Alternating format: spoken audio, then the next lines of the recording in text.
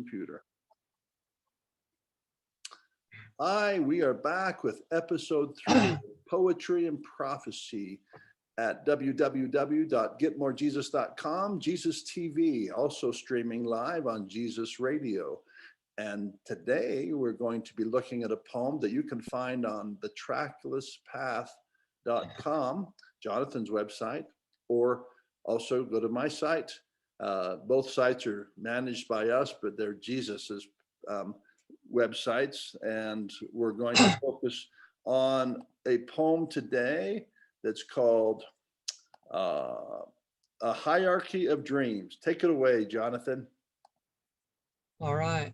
So I'll just start reading if that's okay. Yes. So a hierarchy of dreams. There are many books and teachings that expound the art of accomplishing your dreams. Some focus on hard work and skill. Others take a spiritual approach, encouraging one to imagine the desired outcome. And many of these are helpful, but they do not ensure that your dreams are in alignment with the highest good. And out of this mistaken pursuit of lesser dreams spring misery and disenchantment. And so I would like to examine dreams. On the very bottom rung of dreams is that dream which serves the outcome. Such dreamers play the game solely for the sake of personal profit. Higher up are dreamers who play the game of profit for the love of the game. These can turn $1 and they enjoy doing so. They find it fun. This is a key difference between them and those on the bottom rung, and often you will find them far more willing to part with their winnings. Next up are those who do a thing because they love the thing they do. These can be truly beautiful, and they are rare. And much of the best and most glorious work the world has produced has come from these. But they can also be ugly, wherein their love is misplaced or warped or self-serving. But the highest on the ladder of dreams are those whose dream has been transformed in the image of that one desire which lifts the world from all it thinks it wants to the very thing it does want but cannot see. Such dreamers have been stripped of earthbound hopes. Their desires, their dream is for the fulfillment. Their desire, their dream is for the fulfillment of unseen promises spoken in whispers by the voice of angels. For these have been listening not to the pulsing of their own impassioned wish, but to a still small voice. And having slain that part of themselves that seeks its own, they are finally free to desire the thing which is best for all. So should I read the first part again to start out, or do you want to say something before we do that? No, do that. It just made me tear up, though. I love it. I love it. Yes. So glad. I'm so glad. So, okay, so there are many books and teachings that expound the art of accomplishing your dreams. Some focus on hard work and skill. Others take a spiritual approach, encouraging one to imagine the desired outcome. And many of these are helpful, but they do not ensure that your dreams are in alignment with the highest good.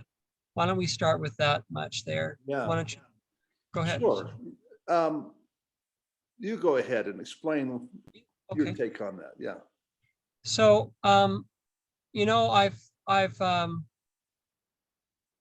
thought a lot about this, and I think the reason that I wrote this, I actually intended to write something like this probably a few months back, but it kind of escaped me. It's like it came and I was kind of working on it in my mind, and then it left, and then it kind of came back up again like a week or two ago, whenever it was I wrote that. And I think the thing that's difficult, I think the reason it came up is because I found myself thinking, it's like many of these truths that we're talking about, they parallel what you'll hear in philosophies, kind of like like I've heard it within Christian circles, they have preachers who kind of expound the prosperity gospel. And then, just in the world, you have self-help gurus, and people who talk to you about achieving your dreams. And I think the thing that I wanted to do and that I would like to do over time as it comes into my mind to do it, is that I want to be able to show like where these two philosophies are the same, wherein they coincide, and wherein they differ. And so this poem was an attempt to begin to do that. And we've all read books that talk about, like, because everybody in the world, like, for whatever reason, we have this need to be in motion. And we have this need for self-improvement. And it's kind of innate. It's like, even when we decide, okay, I'm not going to try to be better, I'm just going to accept who I am, then we go into the process of working hard at trying to accept who we are, which is kind of a way of trying to be better. That's So right. it's like, it's innate inside of us somehow to have this movement towards perfection. And not only that, but we have a sense that, like you've talked about, how certain means are needed for that. Like, sometimes, we need the voice of another. That's means of bringing a thought to us, like the still small voice is means. And sometimes it's a physical need. Like sometimes it's like, they've shown that people who are on the brink of starvation and who are literally scrapping to, and they're not getting enough to eat, they're not having their basic needs met, you can't really talk to them about higher principles because they are too absorbed in survival. I want to share actually a quick little story about that, and then I'll finish up my thought and pass the talking stick back. But on YouTube, it brought up something on my feed a while back, and I watched it probably 6 months ago or so. And it was a guy who had gone to visit this tribe that still exists in Africa, and they are a hunter-gatherer tribe. So they live in the way that people long time ago did. They hunt, they gather, and so it was a fascinating interview. So there's one kid who speaks English, and he's the translator, and the guy who's visiting, he's asking some questions, and he asked the guy who's the leader of the tribe or something, and he's like, so he said, like, do you guys like ever think about like life after death? And the guy's like he almost looked kind of confused, like, and the kid had to kind of explain to him what he meant, and he was like, oh, well, he says, well, what do you think it's like? And he said, really nice, it's like, he said, like, you don't have to hunt for food or something like that. And then he said, well, what do you think about such and such?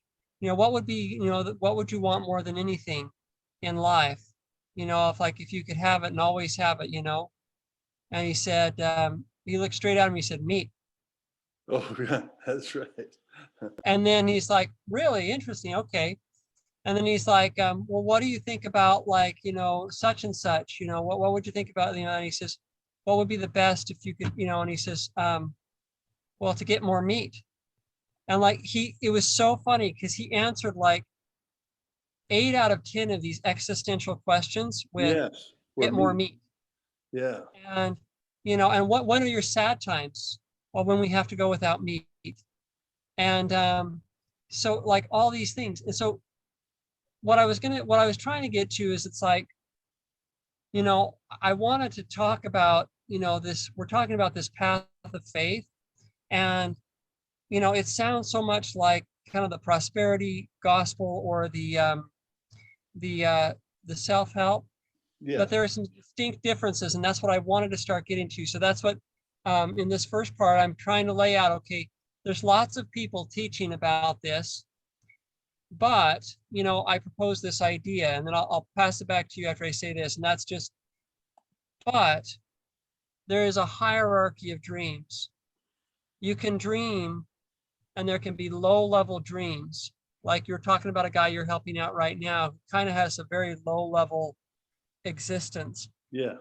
and then there are higher levels of things you can dream about and try to bring into existence. And I don't think it's so much, I think this is the thing, I'll say this last thing, sorry. What I think I wanted to get into is that some of these principles, it's like the principles work no matter what you're serving. Like, like I can imagine a thing with the intent of exercising faith so that God can open up the way for something to come. But it's like, there are all sorts of things I can dream about.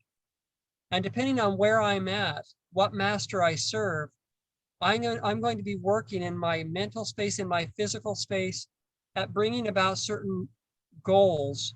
Yeah. And there's a hierarchy of goals, very high level, like God level goals, and there are very low goals. Go ahead. No, I like it. It refreshes my mind. Jesus has been teaching me about the lower kingdoms of his heavens and how they correlate with the universes that we inhabit, or the universe approximations that we all live in, different type kingdoms. And I like that you have this latter approach, because my desire is to live in a higher kingdom while I'm still in a mortal.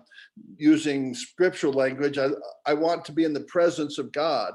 Ultimately, I want his physical presence to be present to me, to cross through the veil, because he put that desire in my heart. Like, okay, and it's not a big desire, but it's planted there because he planted it. It wasn't there otherwise.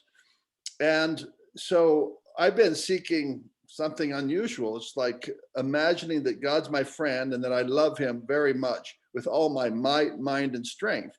And as I've done that, I realized, and I spoke to my wife of it. I said, like, this has not been front and center. I know when things are front and center, and you bring a lot of energy to them. And within my religious faith, Church of Jesus Christ Latter-day Saints, this has not been front and center. The love of God has not been front and center. And I said, if we went to school and said, oh, Greg, you can be king for the day, then I'd say, okay, so here's one of the things we're going to bring front and center. 4th grade math. People actually use this. Maybe we can cheat and go up to 5th grade math, learning to add and subtract and divide, all the fractions even. That's 5th grade math. But I'd say let's move it back to 4th grade math, and our focus will be that. See, when I went up through kindergarten through graduate school, that was not focused on. It was just like a step. We're just moving on. And then I learned the Pythagorean theorem in 7th grade or 8th grade, and just forget it. Because, and so the emphasis, you're like, well, yeah, but you were always doing addition, subtraction when you were doing these higher things, right? So the love of God is baked into the whole enchilada, but somehow that emphasis gets washed out. And so we end up muddling. If you want to know what 80 to 90% of people do, they muddle through, still as adults, they're muddling through 4th and 5th grade math, which means it's not clear. We see through a glass darkly when it comes to math. You're talking about 4th grade math. I'm an adult and I'm still muddling. Yes, and you're not alone. Why is that? Because we did not work on mastering that thing that matters most. And in math, I would argue it matters most because that's what you use day in and day out. I don't care if you're a police officer, you're a school teacher of history, you're, you name it, 90%, probably more than that, need 4th grade math, and that's about it. And they need to be ideally not muddling through, although that works apparently in our society. You can muddle through, but it would be better if we were mastered at it. And so moving that to the religious realm, Jesus has brought my attention. It's the first commandment. It's the prime directive. If this was Star Trek and they said, what's the prime directive? It's love Jesus with all your might, mind, and strength. And it's not like an easy thing you would forget. It would be emphasized every church. You'd say, oh yeah, we hear the first commandment is a phrase that we hear all the time. Well, that's not where I grew up. First commandment was mentioned once in a while if it's in the manual, but here's what I'm learning as I go to Jesus school with Jesus. He's talking about that all of the time. Love me with all your might, mind, and strength. And now you got a mystery on your hand. Well, how do I do that? And so then that's why I think Jesus had us do this episode 3 with this, because the previous 2 were about imagination, that we, the economy. The last one was about purposeful imagination. And so this one, like when I saw it, I was like, oh, what should we do, Jesus? Boom. This was like, oh yeah, this one, because these levels you're talking about. And I like how you're honoring that at different times in life, you need to bring your attention. You just need to bring your attention to food. But yeah, the proposition is maybe not. Maybe it's not about meat. Maybe it's about God who provides the food. And that's where your energy needs to go. And that's a whole different way of dreaming. And that's what Jesus has been teaching me how to do, is to dream differently. And so like, well, how do you get meat in this hand? If I'm worshiping, I'm bringing all this energy to just singing you praises and acknowledging you. Yeah, that would be a step of faith out there. But while you're in the worshiping thing, you might have an idea, oh, you know what? I think we don't have to always have meat. I think we can eat some of these other vegetables. Well, we don't like vegetables. Well, maybe we can learn to like them. And so that God will start changing maybe how you interact with your environment, because you're now listening to a different voice. And some people would call that the voice of intuition. They would say, well, let's leave out the spirit. Let's just say that throughout history, creative people have been able to follow some kind of muse or voice inside their head. I like to call that Jesus, because he said his name's Jesus. But nonetheless, that's what you have. And then you have cultures that start evolving where meat's not their focus. They're focused on some other things that seem to produce meat, lots of meat. And so that's the faith proposition that I'm wagering my life on is, oh, maybe I could just go worship God, and then there'd be manna. Every day I went out and there'd be some food, just enough. And that's what he's teaching me. Oh yeah, he's been doing that for years. And guess how much he gives me? Just enough. Usually no more than that, just barely enough. And food, clothing, shelters, like, you know, and the modern convenience, enough gas for now, between now and the next paycheck. And I think he's doing that with a lot of his children. And I think, like we talked about in other episodes, there's something coming with this economy. It's referred to at Jesus by the great and dreadful day, the coming forth of a new economy where he will bless his children with this manna thing. But you have to have faith. You have to be under his protection, under his guidance. If you're not, you're just out in the wilderness, not with him. That's a nasty place to be. But if you're in the wilderness, that's one thing that's still hard to get used to. Okay, God's protecting us, but how much food is he going to provide us? Just enough. And sometimes it'll be kind of sketchy, like, well, I don't know if I had enough manna. Well, there'll be manna tomorrow. And that's a hard thing. But he's been teaching me to do that. And so your poem's helping me with that. Okay, good. So a couple thoughts that I had while you were saying that.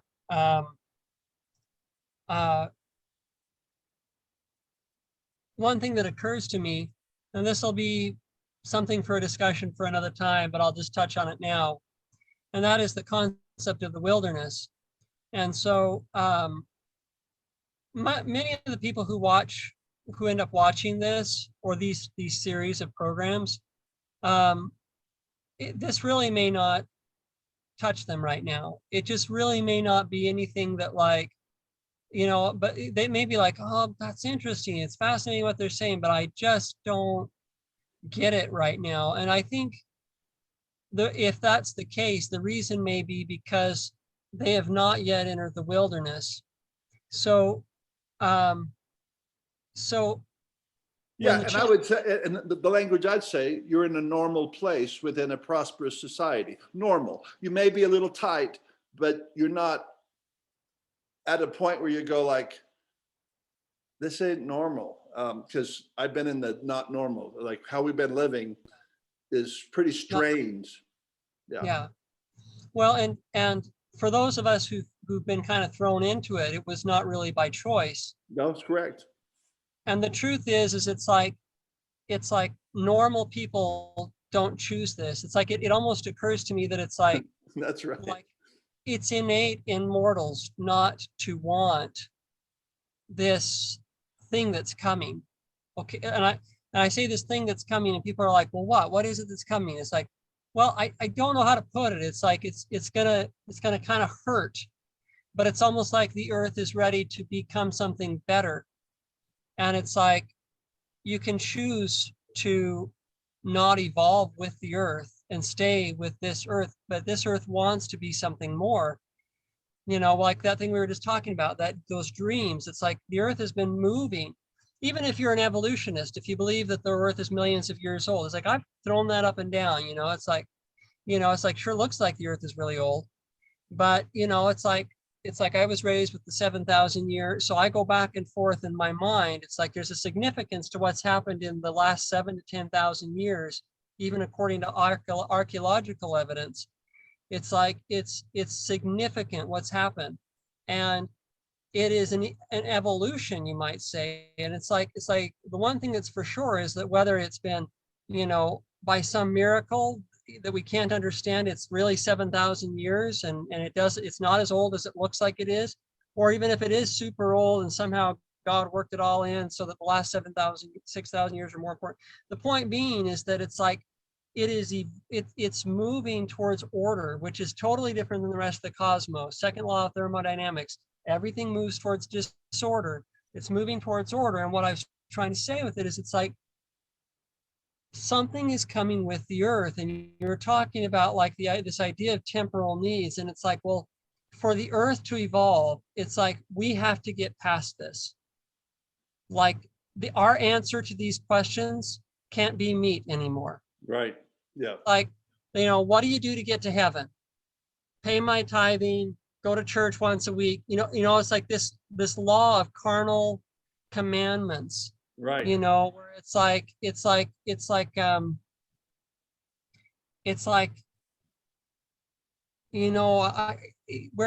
don't know how to put it, but it's like it's in line with that idea that it's like the main thing I need to be doing is serving mammon. 6 days. 6 days serving mammon, 1 day dedicated to the Lord. 6 days of hard, arduous, 12-hour days, and then 1 day. It's like because it's like we have to go out of that world where it's like everything, where our whole minds are get more meat, get Yeah. more of this, Yeah, because more of that. what would happen is if you said, I'm going to do a little experiment. I'm just going to, on Monday, I'm going to do what I did on Sunday. And I'm going to do that also on Tuesday. I'm going to do that on Wednesday. Well, then how are you going to get meat? That's how I'm going to get meat. I'm going to just keep repeating Sunday. That won't work. Have you ever seen anybody do it? No, but you can just logically understand that won't work. Well, and I'm here to tell you, Jesus is having me more and more do his work and his will in things that do not produce meat. I mean, that outside observers like, that is not how you produce meat. And they would say, I'm getting lucky. And I'd say, oh yeah, that's what all the prophets have been able to testify, those who are faithful. Nephi said, when he was in the wilderness, because we use that to understand our predicament, he said that they followed this curious ball of workmanship that God had given his father and would work according to their faith. And so they still had to hunt, but they're in a wilderness where there was no meat really, except for in a certain path. And they didn't know where they were going. Here's the problem. They did not know where they're going. They had to move forward. But then Nephi later commented, he said, and the Lord did lead us in the more fertile parts of the wilderness. Well, how did he know that? Did he have a GPS, Google map? No, that was a statement of faith. But he saw it. He's like, he had traveled the wilderness to know, and they had times of abundance and not abundance. And he knew that when they were following him and following that principle, and that he's like, oh, things are working out better when we do these things. And so that's why the wilderness can teach you. It strips away everything.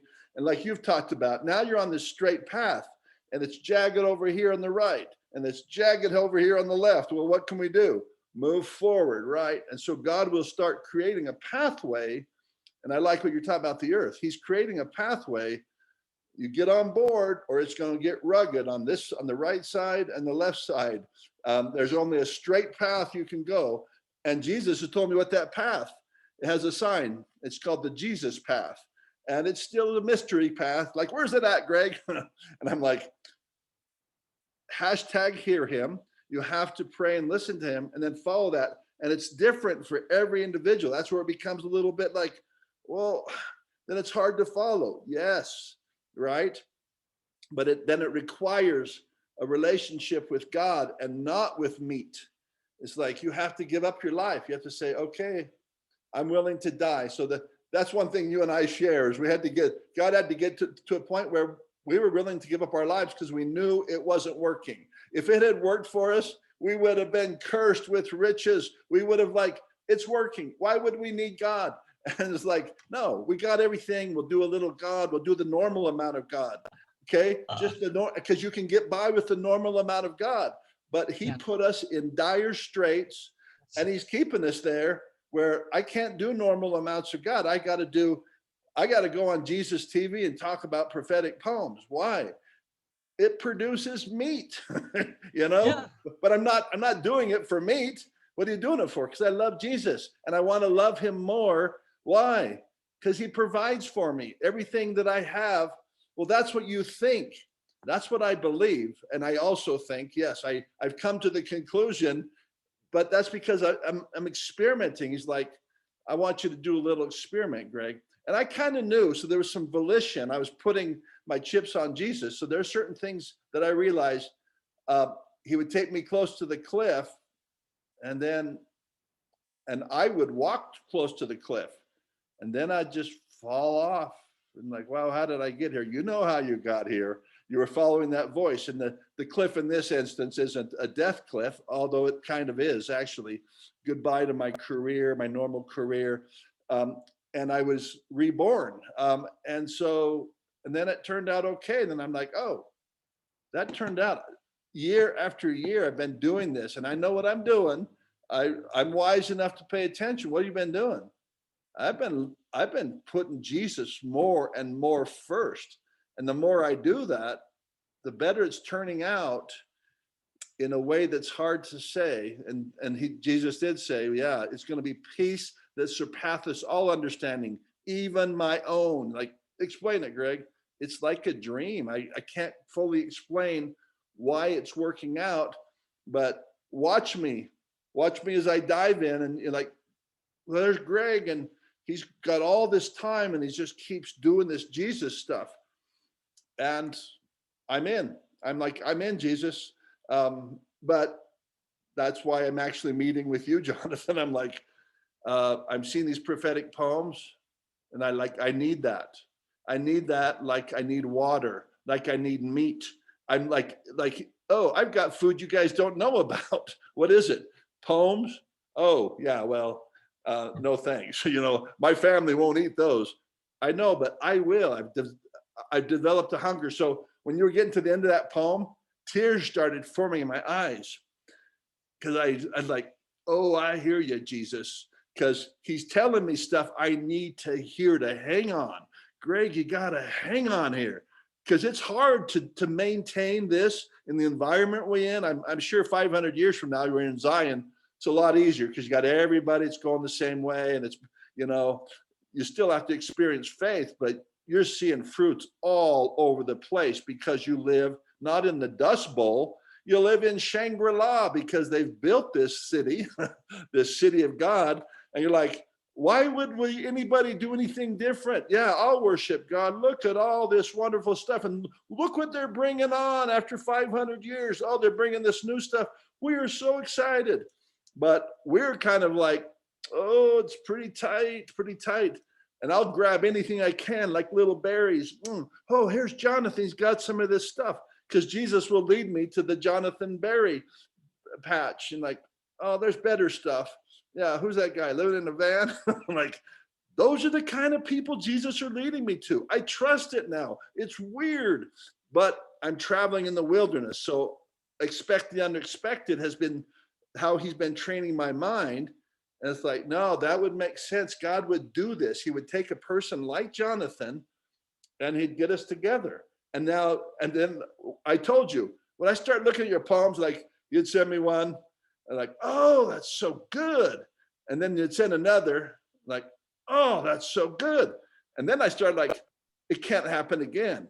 But then I'm looking at the next one, like, oh my goodness. And that's when I realized this is how Jesus talks to Jonathan, and he's telling him some of the same stuff he's telling me, but in a voice I needed to hear. So I wanted to end with that. When I turned the talking stick over, it's like, this is feeding my soul. I appreciate that. And I'm really grateful because I'm really grateful for this. Like when you said, do you want to do another one today? I was like, yes, I want to do another one. Like, I'm excited because it's like, it feels like we're being blessed during this time, that it's like the things that we've both been hearing are just meshing up. And it's like, and I'm so grateful. It's like you talk about, it's like, well, this is what we do for a living. It's like, it's so funny because it's like I was realizing the other day, like, I think I mentioned on one of the other ones, someone gave me this new computer and I'm so grateful. And it's like, and I didn't realize until the other day that the program you use to record these, it has a download thing. You have to download it onto your computer. And what I had before, and someone was sending me my old Chromebook, but you can't install it. I had wanted to do meetings like this before, but it won't download on the Chromebook. Oh, yes, And sure, so, that's like, right. this computer like arrived like a couple days before we were supposed to do. Oh, wonderful. And isn't that like, it's like I could have like fretted and gone out and not done what I was feeling prompted to do. And I'll tell you that, go ahead, I'll tell you the other part of the story. So there's this woman who I don't know very well, but she sent me money. And I'm like, what are you doing? I researched her. I'm like, her husband had died. Why would she send me money? And I wasn't comfortable with it, but I knew who it was from. I said, I know what Jesus is doing. Because if somebody was really wealthy, I'd be like, oh, okay, that's nice. But no, this is a person who's got kids. And I just like, I had to receive it from Jesus, the only way I could do it. And I did. But what I'm saying is, she had sent me money right prior to this, because I'm like, I need to use the Zoom function, because I'd studied it out. You and I had trying to find a free way. It's like, no, this is what I need. So I need to find some money. That came in. Same way with your computer. So, and that kind of correlation, that's what you get. And that's what I've gotten. It's like, and God does that. He comes and he'll show me in my eyes, and I'm not an idiot, God. I know you're doing this. I don't know this. I always say that, I know, but you got my attention. I strongly believe that you're in this enough that I will give up my life. Be careful, God, because I will believe this. I will walk off that cliff because I saw these signs, and he knows I will. And that's why he gives me he doesn't have to send me an angel. Like, no, I saw that. I see this, and I'm in. And that's what I get actually most excited about, is not the money, not the miracle. It's like, I can hear God, which itself is a miracle. Like, I see your work in this. And then I have to learn to like, okay, Greg, then just let him take over. Bring your loaf, bring your fish, bring the poem, and let's just go forward. And that's what you and I know we're doing. We're just going forward like, okay, where does this go? But I'm being fed. That's why I realize this is a way to engage with your poems. And I believe God is using us for others who need to hear this in this particular way. I don't know why. I mean, I guess I do, because I'd be attracted to it. Like, what are these doing? Oh, I like that poem, of course, because that's what I like. And so, but I like that. I'm just leaving that to God. I don't care if it's just you and I, and the recording is just not even working, as long as I'm pretending. So it's my imagination. I'm doing this because it helps me do what God wants me to do. And what he wanted me to do is Jesus TV, which is like so close to unbelievable. But I'm like, okay, we're doing Jesus TV, and it's a thing. And we're doing a television program. And now it's kind of making so much sense. I feel comfortable doing it. And the technical aspects are pretty manageable, like, oh yeah, and affordable. So yeah, thanks for sharing that. It's kind of like a second witness. The timing of that's God. Should I read some more of the Yep. poem? Yep, let's go about 10 more minutes, because I have to, about 10 more minutes. Okay. Let's see. I don't know if we'll get through it in 10 minutes, but let me go down to where I left off. But they do not ensure that your dreams are in alignment with the highest good. And out of this mistaken pursuit of lesser dreams springs misery and disenchantment. I don't want to. I want to go on to some other part, but I think that's self-evident based on what we've been talking about. Anybody dives into self-help stuff, if they have those lower energies and lower imaginations, that's what it ends up being, is misery and disenchantment. But go on with your poem, because it actually tells you why. Okay, so so I would like to examine dreams. On the very bottom rung of dreams is that dream which serves the outcome. Such dreamers play the game solely for the sake of personal profit. So that's what we've been talking about. And I think that's every person almost on the earth has at one time or another done something really just for the sake of personal profit. And that's not to say that that's just all the the rich wealth mongers, but the person who works that job that they hate solely for the sake of money is caught up in the same terrible thing, and it's so difficult. It's not an accusation. It's just it's the very almost lowest level of why you would be motivated to do something. Yes. So I'll read the next one, because the next ones get better. So obviously we've had that. We've all experienced that. Higher up are dreamers who play the game of profit for the love of the game. These can turn a dollar, and they enjoy doing so. They find it fun. This is a key difference between them and those on the bottom rung. Let's try to just hit each of these really brief, like 2 minutes. I'll just give my input on that section, because there's 3 more types of dreamers. Sure. So my 1 minute or half a minute thing to that is just, I have met these people and I kind of like them in a way. They're good at turning a dollar, and they're often jovial types. It's like they and do you know what I'm talking about? Have you met people like that? They're good at turning money and they find it fun. And it's kind of like a game to them.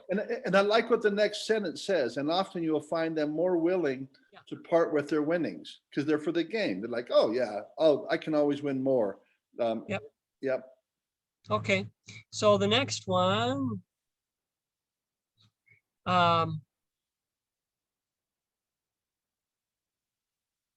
Oh, sorry, just a second. Next up are those who do a thing because they love the thing they do. These can be truly beautiful, and they are rare. and much of the best and most glorious work the world has produced has come from these. But they can also be ugly, wherein their love is misplaced or warped or self-serving. So my 2 bits on that, on those people, is that I love these people, and it's like they're not always good people. You know, it's like I've meant in my one book, I mentioned Steve Jobs because I was watching some things on him. I mentioned Michael Jordan. Um, and I think the reason I mentioned some of these people was because I'd read some interviews wherein they talked about how it wasn't about the money for them. They really loved what they did. They were humble about their work in the sense of like they were willing to receive input, and because they really loved producing playing the game they play, doing the work they do, you know, dancing the dance, whatever the skill is, they just love it, and they give to the world. And go ahead, what's your thought on those? No, I like it. Yeah, you're covering it. Okay. And I like how that ladder, that this is where a lot of the glorious work happens. Yeah. And this is where, like, the ego, Freddie Mercury, his bandmates reflected that they would never have been famous without him. He was like a rocket engine. He knew they were going to be, he had a dream. He was a dreamer, and he knew they were going to be famous. And they rode that rocket. His other bandmates, like, well, okay. And so that energy he had, because he loved music, all these different bundles of things. But what happens, like you say, that energy can get hijacked. Their Right. love is misplaced or warped or self-serving. So they were aware that he has an ego, you know, and that's what you need in that. You have to have an ego that can be self-serving, though, that it's hard to give up your life when you've got that rocket engine going up. And that's where the next rung on the ladder shows a new way. I'll read this last one and then we'll finish up. All right, so but the highest on the ladder of dreams are those whose dream has been transformed into the image of the one desire, which lifts the world from all it thinks it wants to the very thing it does want but cannot see. Such dreamers have been stripped of earthbound hopes. Their desire, their dream, is for the fulfillment of unseen promises, spoken in whispers by the voice of angels. For these have been listening not to the pulsing of their own impassioned wish, but to the still small voice, and having slain that part of themselves that seeks its own, they are finally free to desire the thing which is best for all. So we don't even know what's best for all, I think, is the thing until we go through this. And like you talk about the writing thing, it's like I write now, and it's like the reason I write is on a mountain. I was desperate to make money, anything, because I had large needs, and I had people who were relying upon me. And I went up on a mountain and I asked God, what do I do? I'm broken to business. I'm broken to everything. Like, what can I do? And I said, it's got to be something in my pocket. I got to have it right now, you know? And he said, your perspective is what the world will support you for. And I said, and I remember, like, I was like, so you mean I should write something? I had never conceived. This wasn't a dream from my childhood. I wasn't chasing my own impassioned wish. It was like, but it turned out in the long run, now I realized that it's what I always wanted. But if I had followed what I thought I wanted, I might have ended up like Freddie Mercury, a bit disenchanted, perhaps. So go ahead. What's your thoughts? Yeah, well, it's very nice. All the words, they just seem to resonate so much truth, that the dreamers have been stripped of earthbound hopes. Their desire, their dream is fulfillment of the unseen promises. And so now they're living for a different world, spoken in whispers by the voice of angels. So I think of the change that's coming that you've spoken of and we've spoken of. One of those that God has told me is that we'll become legacy minded. We live in an economy that's kind of like an for a lot of sectors of the economy, medicine, other technology, it's an 18-month cycle. So if you step out of that cycle, you might be really good at it now, but by 2024, you're behind the curve. And we had a guy speak in church in my ward recently, and his sons, he stepped out of it, and 2 years later, not even that long, he says he doesn't even understand what his sons, and they're in the same business, technology, computer coding, but it changes so quickly. And so the pace causes us to not think in legacy terms, where you're putting infrastructure in place that you won't even be around to see. But this is actually what our forefathers have done. This is the legacy minded is kind of like a high end of a culture where people start putting things in place so that 300 years from now, those things will be quite developed. And that's where God has taken me. And this is where that poem we talk about in the Book of Mormon. It says, speaking from the dust, these voices, these were prophets who were concerned about our day. They said, I see your day. And they're concerned about where our spiritual priorities are. They're like thousands of years before us. And yet their concern is for their children, or their descendants who will yet live. They have prophetic understanding of how it will be. And they're trying to encourage us to the very things that this poem does, to listening to that still small voice, and to choose that over meat. I'll say one last, I know we're at about time. We're okay. We're okay.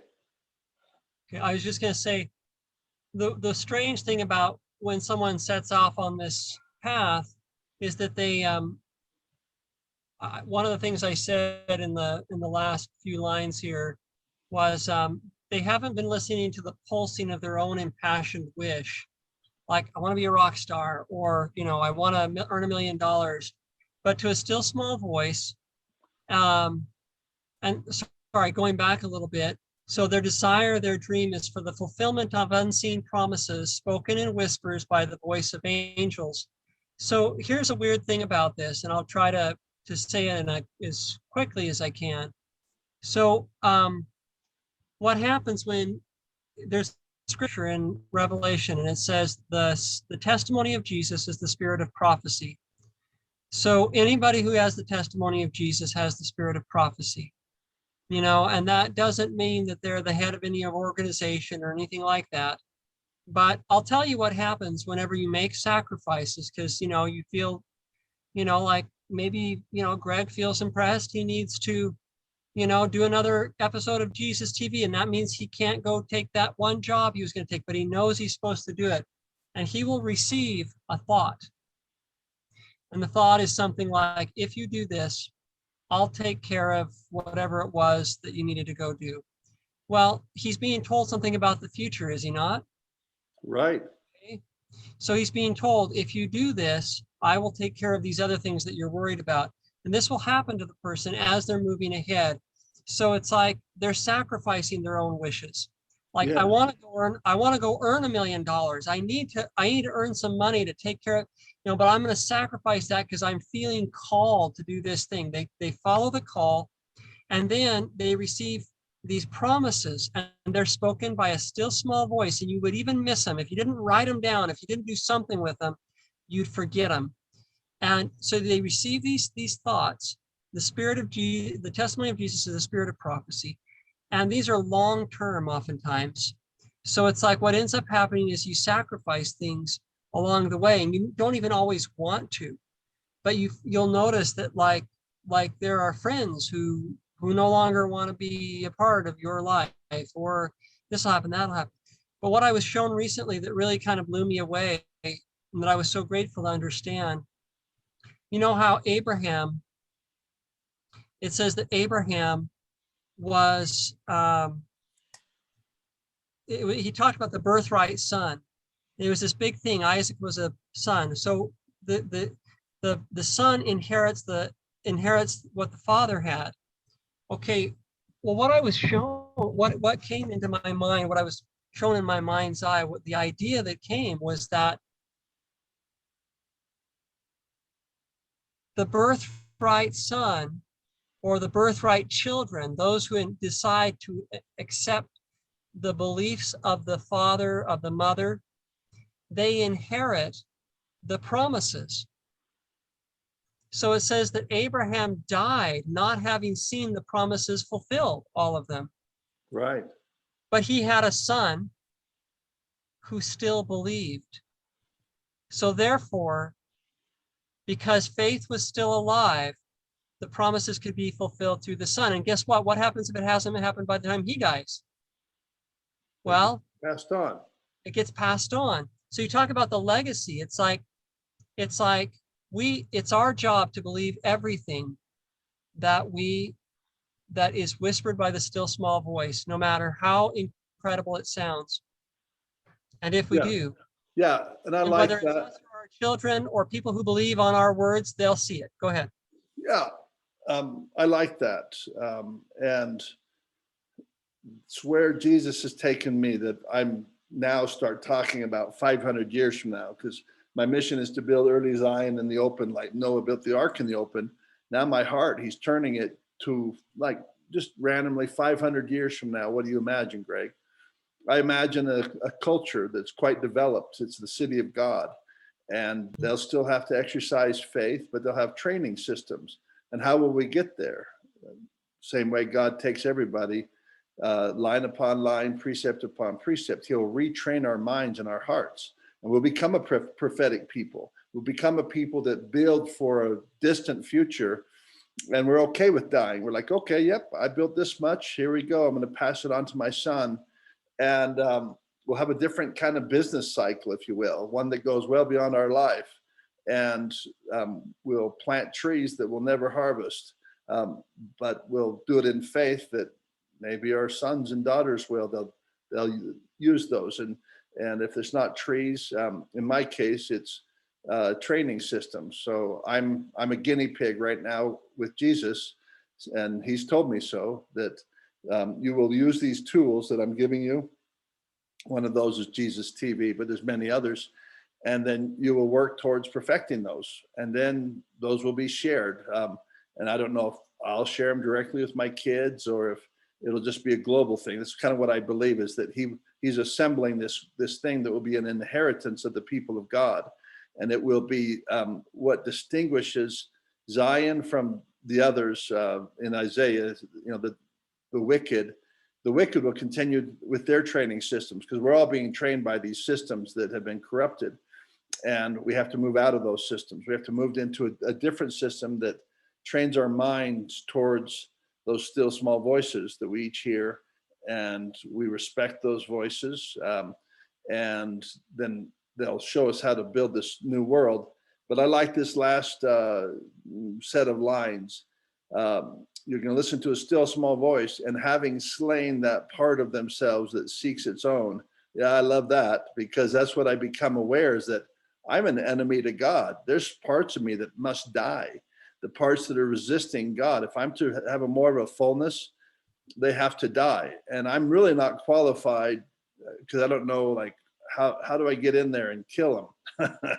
But Jesus knows how to do that. And I have part, of course, because I lay them down. So he requires that we have a broken heart and contrite spirit. So if your heart's broken, well, that's death related. You have a heart attack. And so these are, of course, parable understandings, but they feel quite real. There's certain parts of myself that he has requested of me that I have given up. I've died unto that. And I love that your poem gets at that. It's like, I've died to my dreams. I'm giving them up. The things I wanted out of life, I'm giving them up. Who are you giving them up to? To Jesus. Well, then what are you going to do? I'm going to dream a new dream, whatever he decides he wants. So what he wants me to dream about, like, is Jesus TV, a world wherein there's this place called Jesus TV, where we talk of Christ, we preach of Christ, we prophesy of Christ, we write according to our prophecies. Sometimes we even write about them in a poetic format. And then we spend our time focusing on those, seeking more light, more truth, and believing that, like you say, it's going to be compensating truth, that these things will compensate for the things that we missed out, the things that are dead now, that there's no more chance. So I'm giving up every day, Jonathan, I'm giving up more and more chance I have to invest in the normal things that you would in a normal economy, that are very normal and very reasonable from that perspective. But every day I get further from that because I'm putting my energy somewhere else that looks pretty sketchy in terms of an investment, but it's not. But I have eyes to see it. Like, oh no, I really do think this is going to turn out well. I can't tell you. So if I had investors, regular investors, they'd be like, boy, you cannot convince me that what you guys are doing on here is worth a hill of beans. And I'd like, but if I had the right investors, they'd go, oh yeah, no, this is, and so remember our friend recently, Lyman Compton, he goes, oh yeah. He saw this shift. He's like, what you guys are doing. He saw the future is what he saw. He's like, oh yeah, you're headed the right way. And because he knows where we're headed to the new culture. And you get there by talking of Christ, preaching of Christ, prophesying of Christ, writing, like you said, writing things down. Who does that? Thomas Jefferson did, Hamilton did. Forefathers start writing stuff down. What stuff? Well, new stuff. That's the only reason why you need to write it down. Otherwise, you could just go to the bookstore and just find that same thing on this bookshelf. So, yeah. If I'm teaching a class, how do I know which students care? Well, I can tell you one way is that the ones that have a pen and paper, yeah, that's are noting things down. It's like that's one thing I discovered when I took up a pen and paper. And whenever, you're going to be wrong sometimes too. You're going to think it's God and it's not God. It's just your own messed up self, and you'll learn that over time. And hopefully, if you're prayerful and humble, like you'll be stripped of those things that are not, but you got to take a chance. It's like, you know what? I think I heard something. What was that? And you write it down. And one thing that was fascinating, you write the first thought, and then oftentimes another thought comes, but how can you receive any more when you don't even take seriously? Yes. How can I tell you of heavenly of what was that scripture? How can I tell you of heavenly things? What is that scripture, Jonathan? You remember that? That's can't be faithful in the things of the earthly things. Yeah, if you can't believe earthly things, how can I tell you of heavenly things? So that there's things that you can actually see, and you have to experiment upon the words. I don't know. I do know there's some truth what I just was touching on, but I can't put my finger on it right now.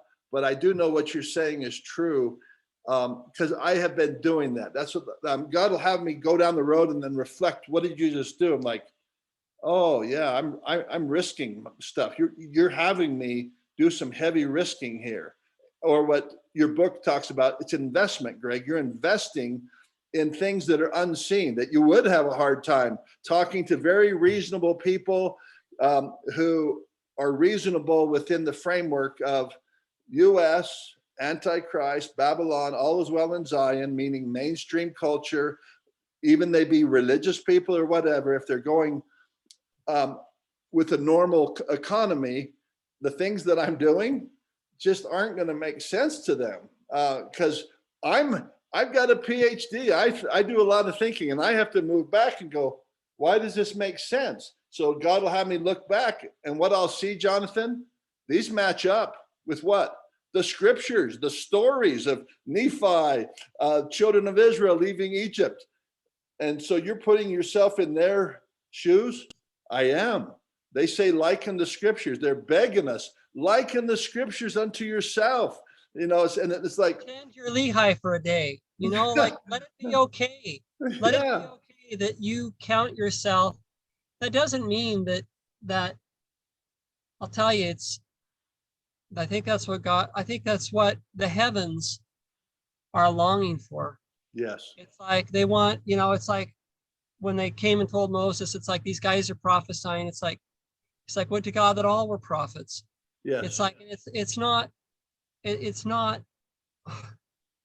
it's like, and even if the things that the little whispers to my own thought within my own consciousness, even if they're only for me, even if I'm only a Nephi or a Lehi or that's one thing that I think we were taught well, like growing up, was like, like I remember in primary, being told, it's like, like, isn't there a song that it's like, we're like Nephi or something Yeah. like that? Yeah. It's That's like, right. yeah, like, let it be okay. Like that God can talk to me. Yes, that's right. Yeah. It's, And that's, yeah, it's nearly unbelievable in the current society we're in, because it's such an unbelieving society. We're not unaware of it. God has given me new eye to see. And so if people don't believe, like, I totally get it, because we live in like the top end society right before the great and dreadful day of the Lord, right before the Lord makes it so obvious for those, once again, that have eyes to see, like you talked about, ripping the veil. And now you're going to have to start saying, well, maybe it's aliens or maybe it's the devils, if you want to step out of it, because God's going to do the great revealing, and you're going to have to come up with another story, because you're going to start seeing marvelous things. And it'll be scary to people. So they'll make up, like they did Jesus. Well, he must have a devil. Like, you weren't going big on God, but now you're going to use the devil as doing these powers. And the truth is, the devil will be doing powers too. That's where it's going to get real confusing, is that he's going to have the Antichrist and people like him, or who are going to do marvelous works. But I liked, and I'll come back to you, but I wanted to say, I like that you brought that scripture about the prophecy of Christ. And I love how you framed that, because that's exactly the prophecy that matters to me. Isn't President Nelson's prophecy. It isn't an apostle's prophecy. It's the one that I have to live in. If I'm traveling down the road that we would call the Greg Jesus road, where Greg has to feed his family, that's a very specific prophecy that would only apply to Greg, telling me what I need to do. And I know fully that probably 99% of people don't need to do that. But as regards what I need to do for my salvation, I know I'm supposed to do Jesus TV. And so I'd like, oh, I think you're wasting your time if you think you're supposed to do this. And they'd go, well, the prophet hasn't told us to. Well, then don't do it. By goodness, you'd be wasting so much time. But I'm not wasting my time. This is where Jesus had led me. Well, how do we know that's true? You don't have to know that's true. You're not me. You're not feeding my family. I'm the one who has to take these risks. And so that individual prophecy, and that's what I like that President Nelson has emphasized, and he's been clear. So Jesus has opened his mouth to speak the words.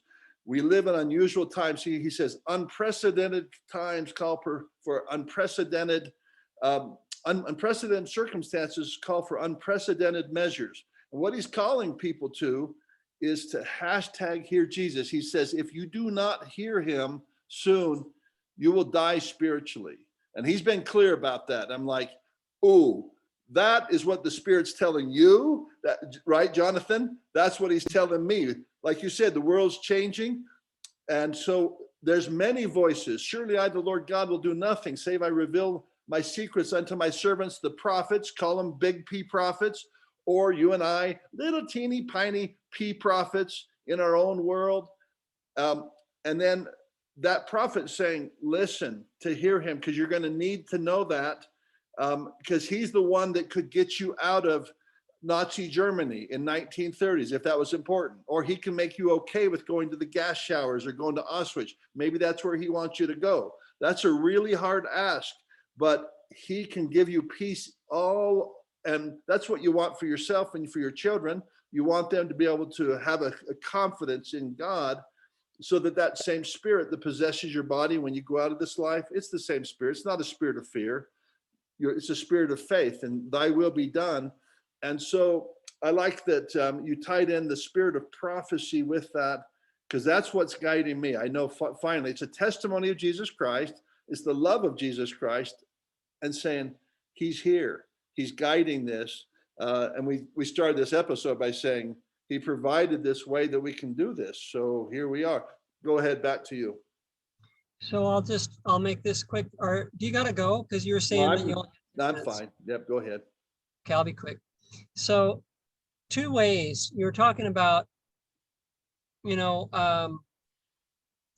people who could lead you in a bad direction. It's like, people who would say, well, this person's led of the devil or whatever. It's like I get that. That's a real concern. It's like, and that's why I think that still small voice, call it what you want. It can be in the beginning, just the idea of conscience is so important. So that's important. I wanted to mention 2 things that are helpful. Number one is humility is a sign, is a very helpful sign. So if a person is humble, so like for example, if a person says, well, it feels like God's telling me, or depending on what their framework is, it's like I can hear almost like the voice of the universe, and it wants me to do such and such. It's like,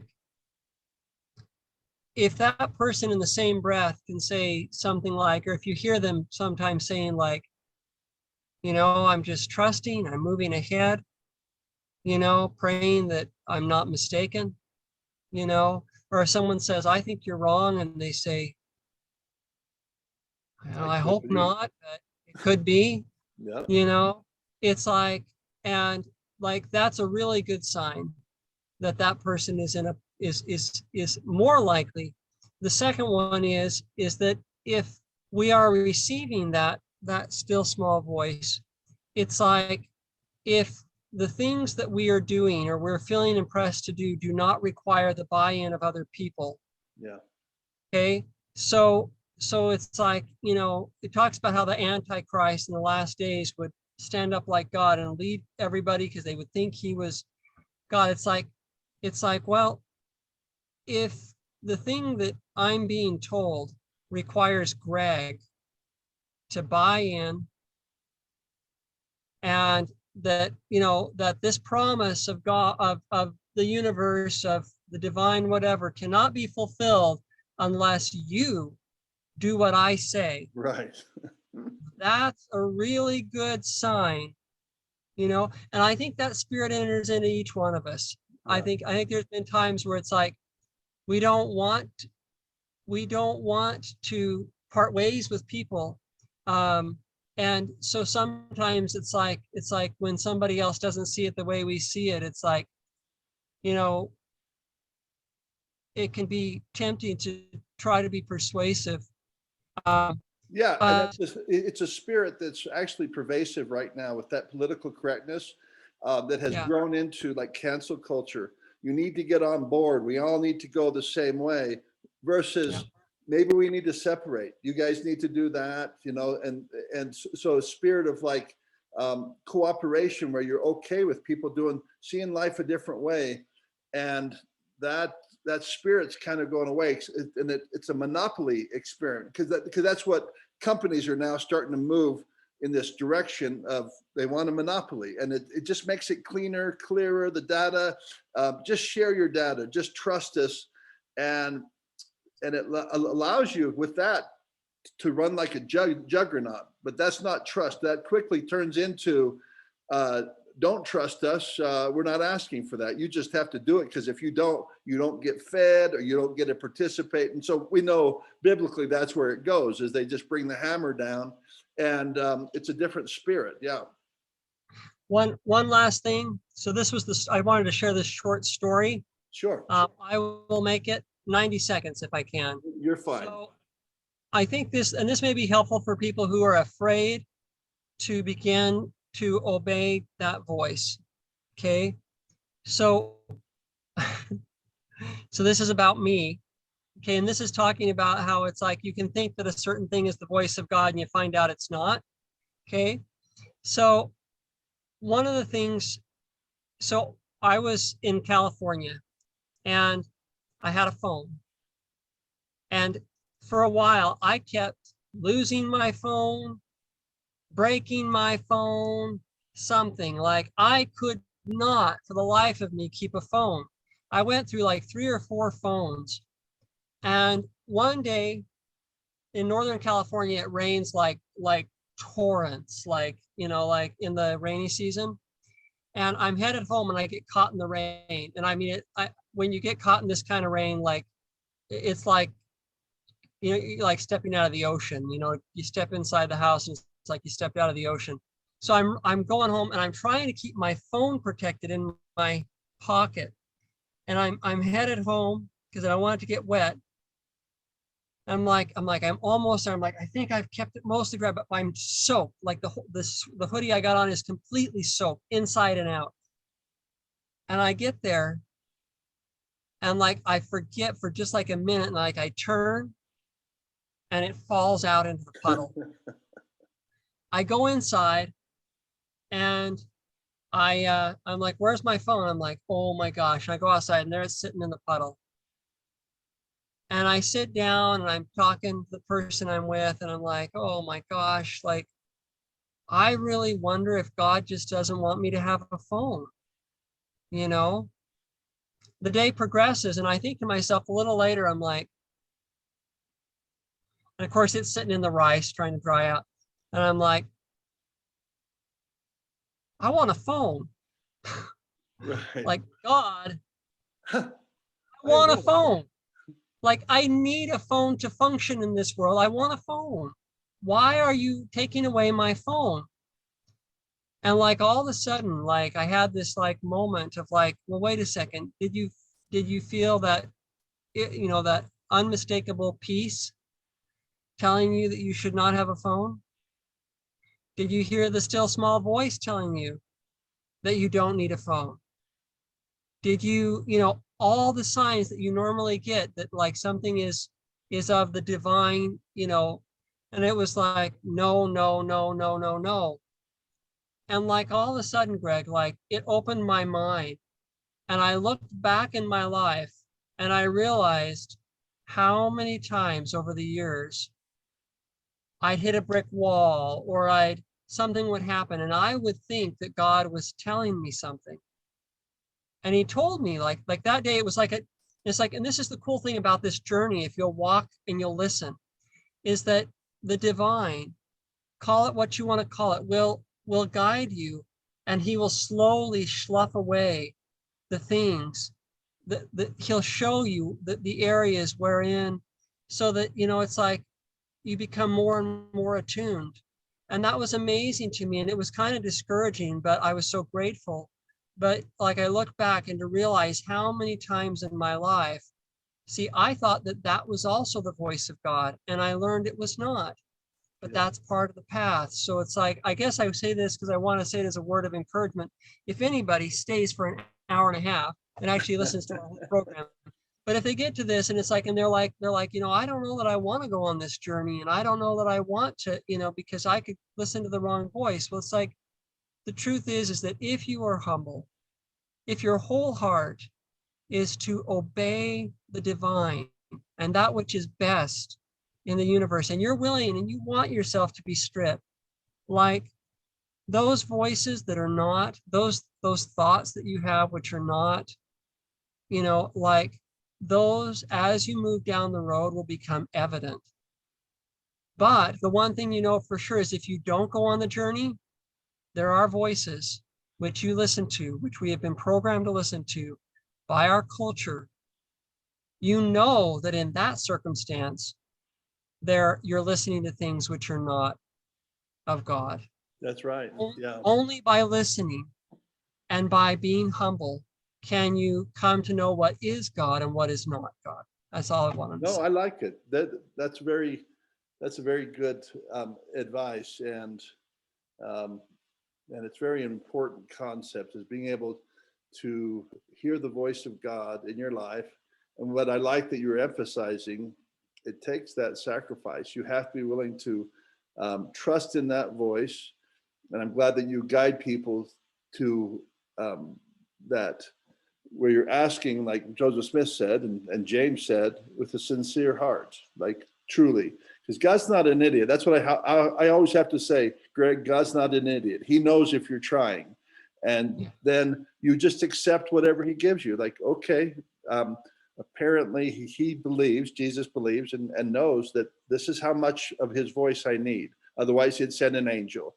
And so I proceed forward, knowing that I'm a flawed individual and that I'm going to make mistakes, but Jesus is aware of that too. It's not like, oh, a surprise. I thought you would know, Greg. He's not surprised. He's like, no, I knew that would happen.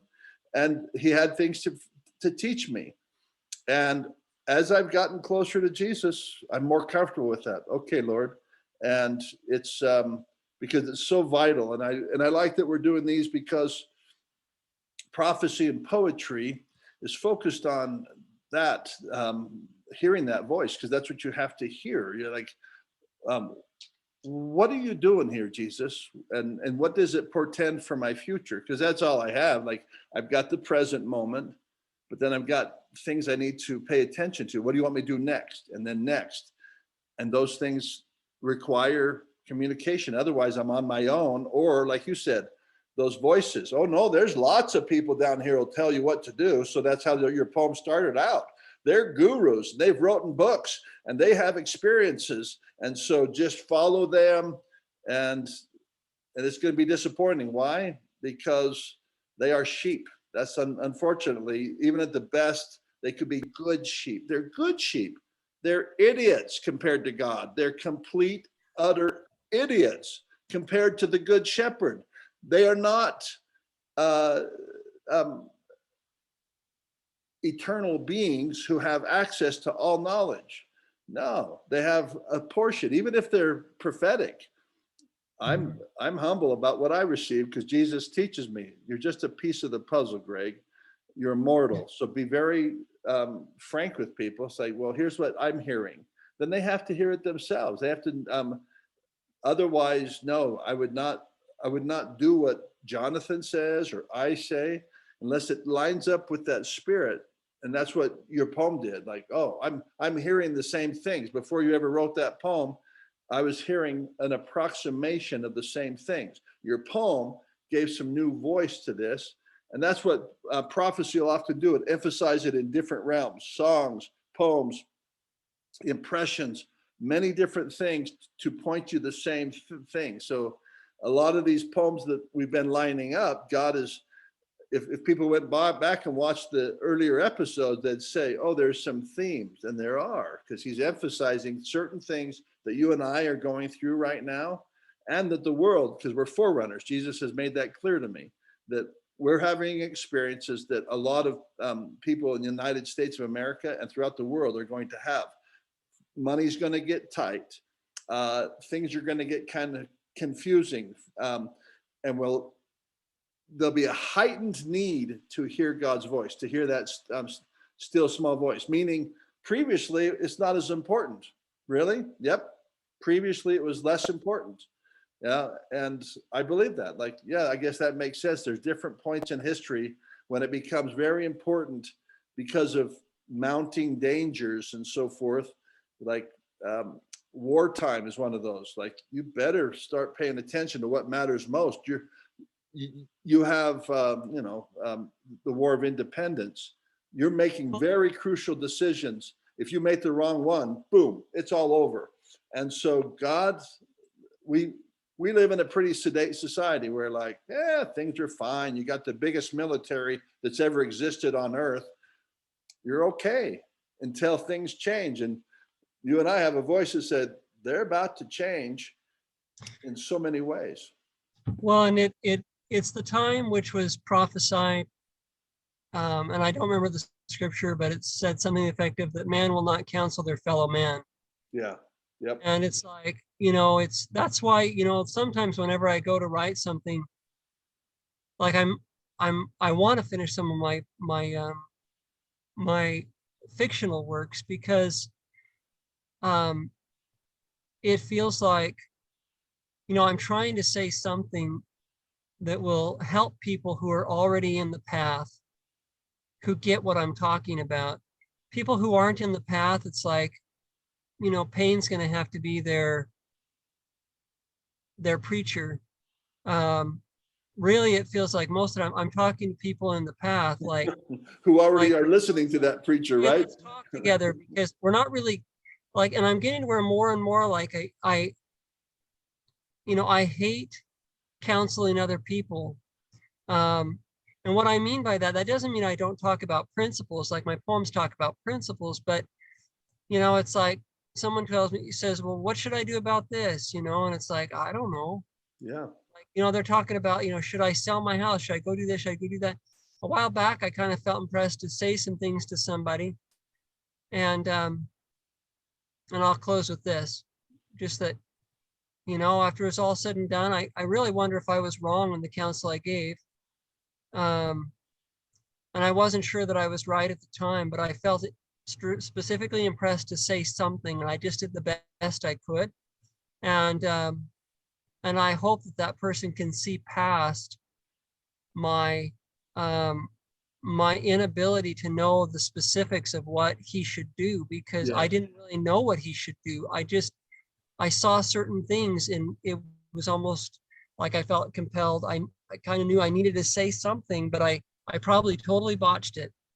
And it's like we're entering that time where it's like everybody's lives is going to be so, and there's that scripture in Isaiah where it says, that they'll say, hey, you be our ruler. And he'll say, I don't have clothing. I don't have food in my house. Like, why are you asking me to be the ruler? Right. No, and people will refuse to try, because the complexities of the problems will be such that each Well, person will have to yeah. know for themselves Only a what. God. We would have to have a God. I just talked to my wife about that. I said, our lives now are becoming so complex. Have you noticed that we have to surrender to God? We don't have a pack of money. I said, I know exactly if I had a big old pack of money, I'd be starting to solve my kids' problems with stacks of cash. Boom, boom, boom. And I said, we don't have that. God's just, and the kids don't have it. And so it's like, we got nowhere else to turn, Jesus. And I'm like, that's perfect. It's a perfect place to be in, where your only hope is God.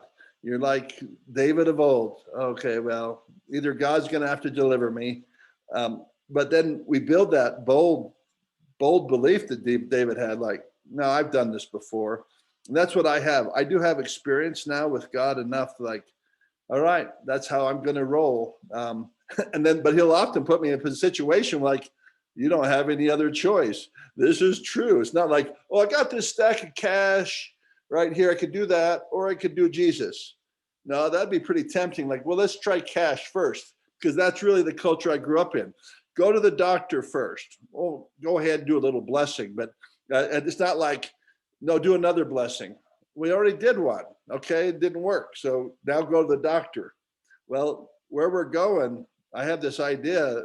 So God says you're going to give a lot of blessings throughout your life. You need to get good. Like you're getting good at prophecy, you need to get good at giving blessings, casting out devils. All these gifts of the Spirit are going to be necessary. And I think that's where Moroni 10, he's like, you guys are going to be toast if you don't have these technologies, which we call the gifts of the Spirit. You're it's not going to be well with you. Probably because God will take away the other crutches we have. They won't be available. They may be available to other people who have stacks of cash. They won't be available to the bulk of his children. There's like, where can we go? And there's none but God. And so, yeah, and that's what he's surrounded me with, people that I don't have an easy answer to your life other than get more Jesus. And then like, what does that look like? Well, right now, Jonathan, it looks like Jesus TV. And I'm glad that people have been able to join us on this.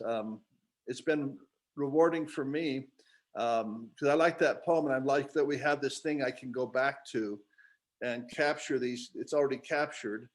These thoughts will be able to be brought back by the Holy Spirit and associated with that poem. So now the work that I'll need to do is to embed that poem into my day so it doesn't go away, because this poem right here, like some of the other poems we've done as well. God wants me to build them into my life, into my universe. So I'm returning to them like scriptures. And I want to do scriptures as well, traditional scriptures, but that's what he's doing with songs. And so that all these different elements will begin to be plugged in. So this is like an app. What you've created, in my mind, is an app that can be replayed. How do you play that? You just read it again, and then it'll start playing out these different things to remind me of these different ways we can dream. I'll give you the last word if you have any. I feel pretty good about it. So we'll do another one next week, I guess. And Yep, that'll be fun. I look forward to it. I'm looking forward to it, brother. Have a good day. God is You with too. all of us till we meet again.